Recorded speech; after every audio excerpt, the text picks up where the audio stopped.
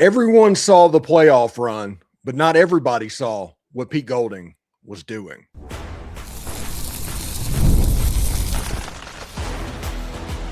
You are Locked On Ole Miss, your daily podcast on the Ole Miss Rebels. Part of the Locked On Podcast Network, your team every day.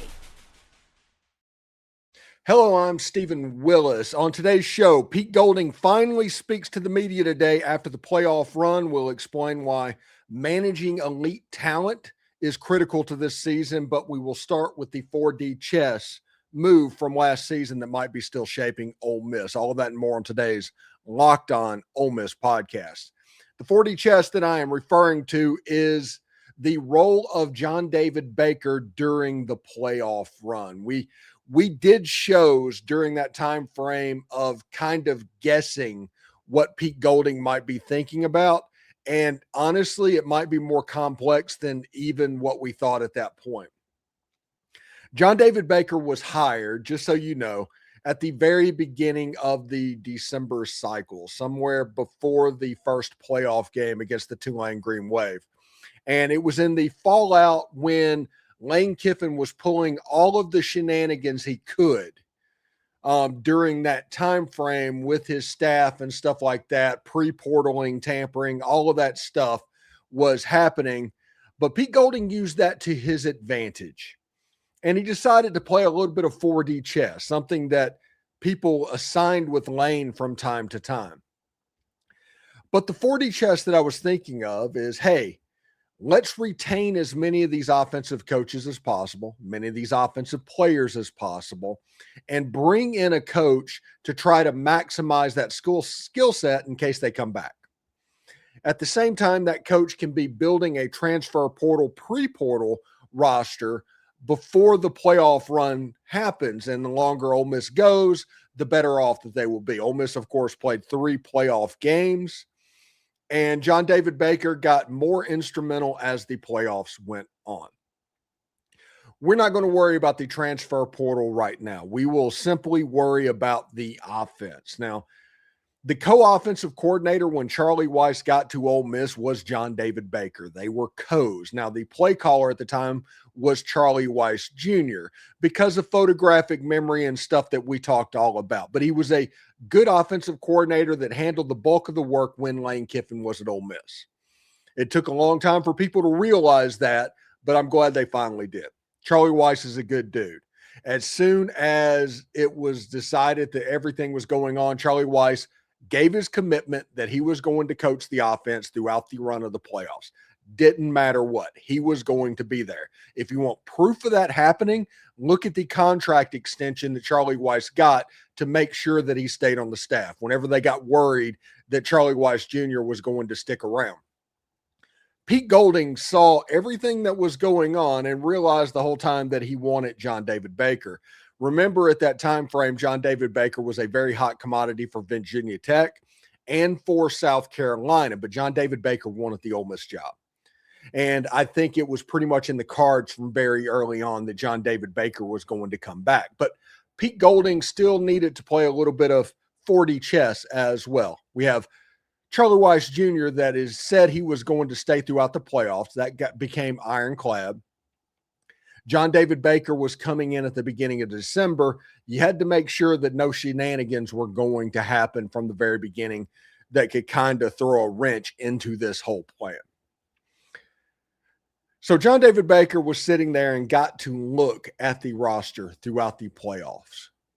Once everything got ironed out, he got to see everything. He knows what plays that Trinidad Chambliss is comfortable with. He knows what plays that he's not comfortable with, all of that stuff. It's like he had a preseason when it came to the playoff run, having 3 games, having a bigger influence in each and every one until the end. To the point where by the end, they had a solid relationship. Kewan Lacy had a solid relationship with John David Baker. All of these offensive stars, there was a solid bond built during that playoff run because it was over a month to where he was in that room. And I get that they had to decide things and all of that, but the relationship was there. John David Baker took the what he likes, what he doesn't like, the tempo of everything. I think Chuck Rounsaville was talking about on the On 3 podcast with Ben Garrett today, talking about realizing the flow that the tempo offense needs to be in and all of that. He basically got about a month and a half of OJT that he didn't need because he had necessarily been on the staff for 3 years, but you got to see the play caller aspect of it. And he got to step away a little bit and see it from the outside, just kind of look what's going on. He knows what's worked. He knows the process. He knows what is possible for an offensive coordinator. Now, the question for me is going to be, how does John David Baker take this information? All of this stuff, this run that they had during the playoffs, he is perfectly in position with the best quarterback and the best running back in college football. We will talk about that in the next segment. But how does he take the information that he got during the playoff run? And I'm assuming it's going to be very good because he is an extremely bright guy. He was the coach of Ole Miss in 2021 as a tight ends coach, co-offensive coordinator in 2022 and 2023. 2024 and 2025, he was the offensive coordinator at East Carolina, where he took an offense that was routinely in the 130s nationally and made them into a top 15, top 20 unit, even though they had G6 players on their roster. They were going to be outmatched at certain points of every game. John David Baker wanted to come back, but he has basically the building blocks that has already been attached through Jeff Lebby, because if you remember correctly, Jeff Lebby was the first offensive coordinator that John David Baker worked under at Ole Miss. The reason he became the co-offensive coordinator was because of a pay raise, because he was able to recruit Jackson Dart and Michael Trigg to Ole Miss. It was a reward. But then you saw the fingerprints of the John David Baker offense all over what was going on, especially in the passing game. What you saw in the passing game in 2024 and 2025 and 2023, a lot of that was John David Baker's fingerprints all over, especially the sail routes at the end of the game. I give John David Baker 100% credit for realizing that Daquan Wright was the mismatch for Ole Miss against the Miami Hurricanes. It was too little too late. I get it. But the touchdown at the end, John David Baker was coaching the tight ends that game because Lane Kiffin had pulled coaches off of the Ole Miss staff. Anybody that would go, you had to go back to Baton Rouge. So John David Baker had to step in and coach this offense. And it is my belief that he saw the tight end sail route from the H-back position becoming the weapon. That's a play that is comfortable for Trinidad. Chambliss, and Daquan Wright is an absolute weapon with the ball in his hands down the field. I believe that he saw that coming in as the tight ends coach. He saw the opening of the space. And John David Baker's passing offense has a lot of air raid type principles, but mainly it's just the principles and concepts of what's going on. The switch releases, all of that stuff, that is a John David Baker staple. The same stuff that he did at East Carolina, the same stuff that he did at Ole Miss whenever he was here before. Pete Golding seeing all of this and realizing, okay, we have a really good offensive coordinator, and we have an unknown number of games, because this all started before the playoff run, an unknown number of games to get him up to speed and comfortability, because the reality of the situation is when Charlie Weis Jr. left to go to LSU, it should have taken a little bit of time. If Pete Golding fell for the trap that, hey, we need to hold off and try and get Charlie Weis Jr. and John David Baker goes away and you have another coach coming in, he's starting in blind. He has no relationship with these players. He has nothing to lean back on as far as what he has seen with his own eyes. John David Baker got 3 playoff games, got to treat it like a preseason for the 2026 season. And now this team is in a position to absolutely explode offensively. This is a team that averaged over 30 points a game against everybody with the exception of the Miami Hurricanes in the playoffs. And I think they got 27 in that game. But they scored on everybody. They went over 30 points twice against the Georgia Bulldogs. Charlie Weis did a fantastic job with the team a year ago. This team with John David Baker, with the best quarterback in the country, with the best running back in the country, with wide receivers that are going to be dynamic. Just wait for that. With tight ends that are going to be dynamic. With the offensive line that is going to be dynamic, although you don't need it to be great because of what Trinidad Chambliss can do. I think this is an offense that can routinely score above 40 points a game against absolutely anybody. I don't know if there's a defense out there that can completely shut down this offense the way I sit right now. And John David Baker is a large part of that. And being able to have access to this team during the playoff run is a huge part of that. Pete Golding absolutely played 4D chess because this team has something that previous Ole Miss teams did not have. Anyway, thanks for watching the Locked On Ole Miss podcast, the most watched Ole Miss podcast out there, part of the Locked On Podcast Network, now the #1 sports podcast network.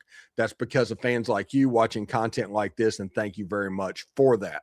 Now, Ole Miss has a Ferrari on offense in year one. John David Baker's job is simple. Don't wreck it. We'll explain that next. You know, what if sports were traded like markets? Now you can put your sports IQ to work in real time with Robinhood prediction markets. It's not you versus the house. It's you participating in a live market. You can buy or sell your positions live all game long. Use your sports knowledge in the moments that matter. Robinhood prediction markets changes the game. It's people moving the action. So when momentum shifts, you can shift with it. I always knew the game, but I never had the dynamic way to apply that knowledge. Now I can actually take part live in a market powered by people. You're no longer just a spectator. Play by play, you decide. Trade every play with Robinhood, now available across the U.S. Download the Robinhood app now to begin. Futures and cleared swaps trading involves significant risk and is not appropriate for everyone, and event contracts are offered by Robinhood Derivatives, LLC, a registered futures commission merchant and swap firm. Workplace chaos, deadlines stacking up, the inbox is overflowing, and the one position you still have to fill, well, that is still sitting open. When the pressure's on and you need to make the right hire, this is a job for sponsored jobs. Indeed, sponsored jobs helps you reach the people who actually fit what you're looking for: skills, experience, and location. So you're not just hoping the right person stumbles across your post. And here's a stat that says it all. In the minute I've been talking to you, companies like yours have made 27 hires on Indeed, according to Indeed data worldwide. So if you're hiring, spend less time searching and more time interviewing candidates who check all of your boxes with Indeed sponsored jobs. Let's spend less time searching. That's less stress, less time, more results for you. So when you need the right person to cut through the chaos, this is a job for Indeed sponsored jobs. And listeners of this show will get a $75 sponsored job credit to help you get your job the premium status it deserves at Indeed.com/podcast. Just go to Indeed.com/podcast right now and support our show by saying you heard about Indeed on this podcast. Indeed.com/podcast. Terms and conditions apply. Need to hire? This is a job for Indeed sponsored jobs. Hey, do us a favor, like, subscribe, and comment on this video. Subscribe to the podcast on whichever audio podcatcher you're listening to and give it a 5-star review. It costs nothing, but it keeps all of this free. Thank you for making Locked On Ole Miss your first listen of the day, and thank you for making Locked On the #1 sports podcast network. Get your first month of the Everydayer Club for free when you use the code MARCH. You'll unlock ad-free episodes and entry into our private listener group chat, where I am hanging out daily. Click the link in the show notes below or go to lockedonolemist.supercast.com to claim your free month. And also, yesterday we started with the morning news, and that is the official Locked On Ole Miss official newsletter available to members of the Everydayer Club. A little piece of original content from our staff of writers. We have the normal thing that you've come to expect. We have 5 links of the day plus summaries of what's going on around Ole Miss football and a fun fact as well. It's a pretty great looking email, and I'm impressed with it, honestly. So we'll see how that goes. Now, we talked about keeping the Ferrari on the road for John David Baker. Keep it between the lines. Just don't wreck it. Because the reality of what's going on, you've got the best quarterback in all of college football. He finished 8th in the Heisman Trophy with a coach that did not promote him at all, did not mention a thing, just tried to keep the value of that player down and suppressed enough to where he could transfer to wherever he was going. Because at that point, I think it was either Florida or LSU. The only thing that was for certain is he wasn't staying at Ole Miss. Trinidad Chambliss last year, 294, 445, 3,937 yards, 22 touchdowns, 3 interceptions. And that was in 13 games, I think, because he didn't play the first 2. But Trinidad Chambliss, really, really good player. And listen, that game against Georgia was special, man. That game was unreal. And the Sugar Bowl, he completely took over that game and became a superstar. He is somebody that has Ole Miss fans that completely ready to go. Now, if you look at running backs, Kewan, Lacy, 306 carries. I know that they don't want to give him 306 carries this year. He had 1,567 yards, which is a tie for the school record, by the way. 24 touchdowns for this player. He reminds me a lot of Derek McFadden, and the new number 1 is Deuce Alexander. Had a diving catch in the very first practice. He is going to be a star. Had an 88-yard touchdown for Ole Miss against Mississippi State. 44 catches, 684 yards, 2 touchdowns. And add that with the transfers that came in, this Ole Miss team is going to be pretty good. So that's what I mean by keep the Ferrari between the lines. If you can just do it, you have the talent to beat everybody on your schedule. The only way that you lose to people on your schedule is if A, you don't take them seriously or don't prepare well or do any of the little things that can get you beat. We talked about yesterday, him adopting the Saban-like culture of attention to detail and all of that stuff to where players thinking about that is going to win close games. That's how you get from a 10-win a year average to an 11 or a 12 win per year average. And Kurt Cignetti is an example of a coach that has taken the Nick Saban model up to the next level. And now he has Indiana winning national titles. Absolutely crazy. Good football coach. Google him. So he is really good. So John David Baker has to keep these players rolling. And we mentioned in the first segment, him being able to work with them for about a month and a half, it seemed like, of seeing what was going on and building up that rapport. He ended up being able to land Trinidad Chambliss and Kewan Lacy, and all of these guys came back. Because when you looked at the transfer portal, when it came open the next day, now granted, the NCAA worked like crazy to keep Trinidad off the field, but that wasn't happening because Trinidad deserved to be on the field.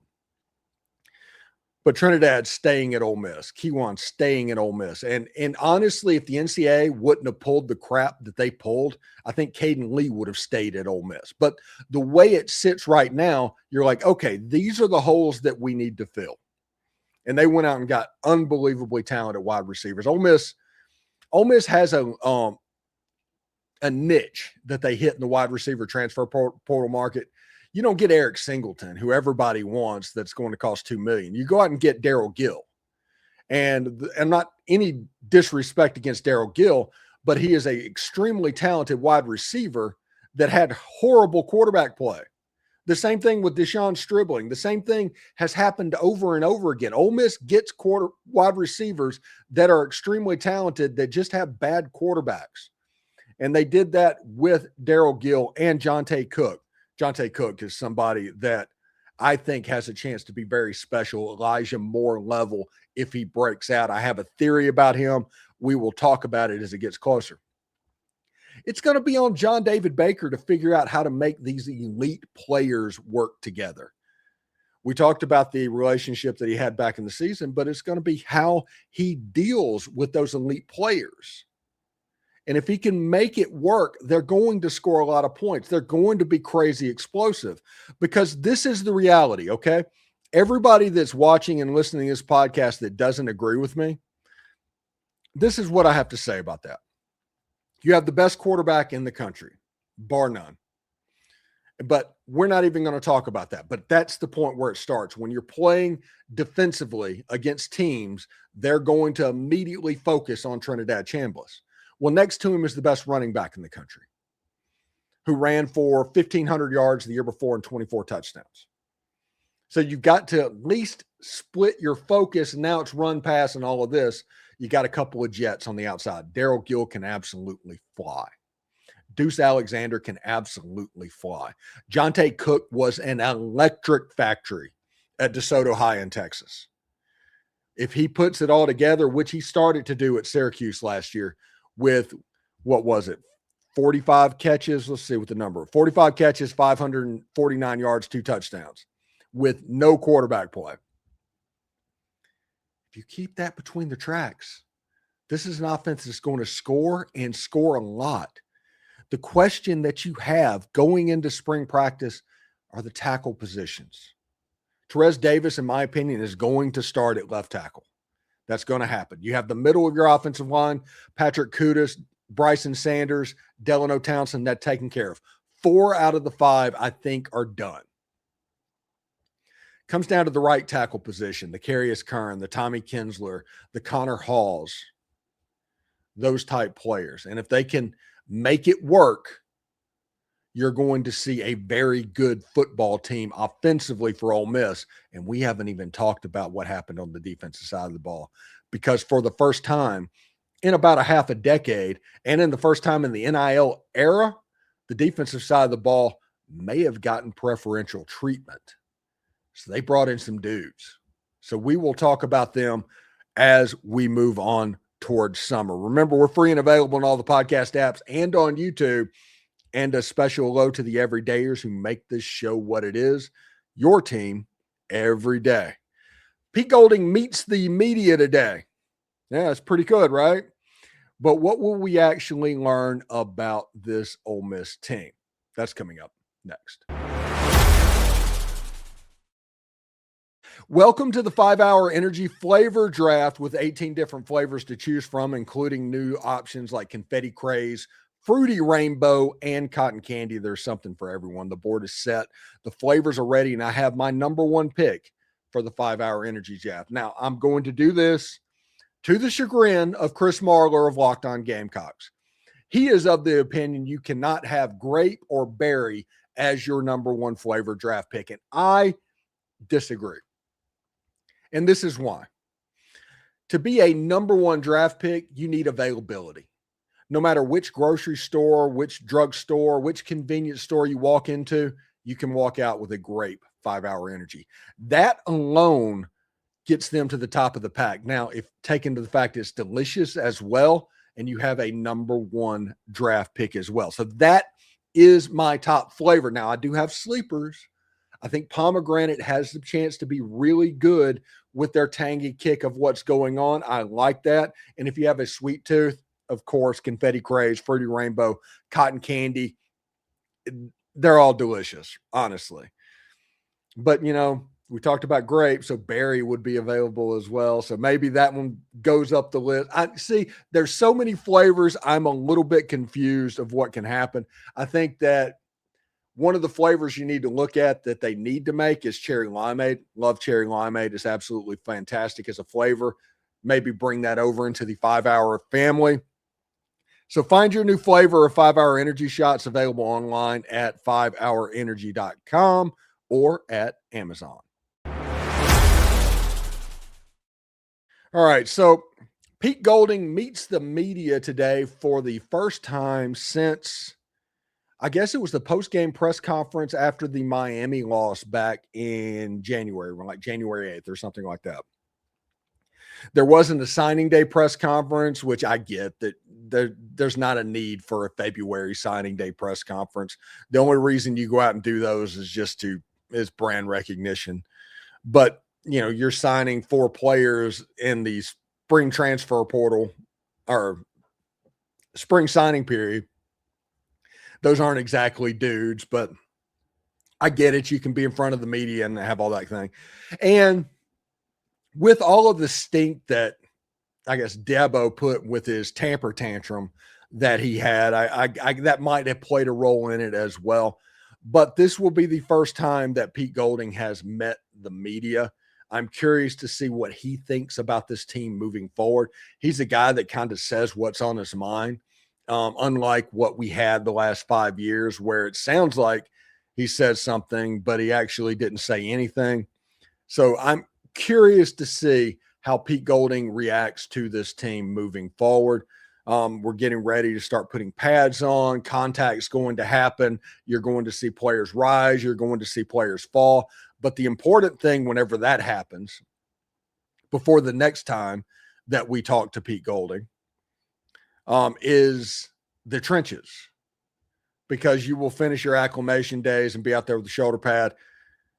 Who's the offensive tackle that we talked about earlier? The Carius Kern, Tommy Kinsler, Connor Halls, that position. How does it look with the defensive line? How does Blake Purchase look like? The transfer portal additions that they got in, Mekhi Barrow, Jaheim Otis coming in, Luke Farrelly, Keaton Thomas, Taj Butler. Those are going to be major mainstay type players. Edwin Joseph, who's playing free safety? These are all questions that I am interested in learning about. I don't know that we're going to hear anything like that from Pete Golding today whenever he addresses, because they've locked that stuff down. And we saw from the early part of spring practice, there's a Saban-like culture. He's taking cues from the Nick Saban system for what he does. And a lot of that is kind of quiet when dealing with the media. So we'll see what happens. I'm curious. I am curious to find out exactly how it works out. Anyway, thanks for tuning in today to the Locked On Ole Miss podcast. We're going to continue to talk about spring ball, college baseball all week. So make sure you subscribe and follow the show so you get all of the latest episodes. We're on all of the social channels as well. So check that out. And if you never miss an episode, the Everydayer Club is built for you. Get Locked On Ole Miss ad-free, plus members-only Discord access and more. Head to lockedonolemist.supercast.com to join the code. Be sure to use the promo code MARCH for your first month free. And check out the morning news, our 7 o'clock Eastern time newsletter that goes out. That is a couple of stories, couple of links. It is based on other popular newsletters that are out there. Check those out, everybody. Hotty toddy. And remember, the Oxford Tour Stop is coming up April 19th through the 25th. I will be in Oxford. I think the 20th, I will be at the Velvet Ditch for a meet and greet. That's the first opportunity. That night we'll be at the Velvet Ditch, and we will do live shows as well around Oxford to try and make it worthwhile. So check us out for that. I'm looking forward to seeing everybody and think this could be an absolutely fantastic season. Take care. Hotty toddy, everyone.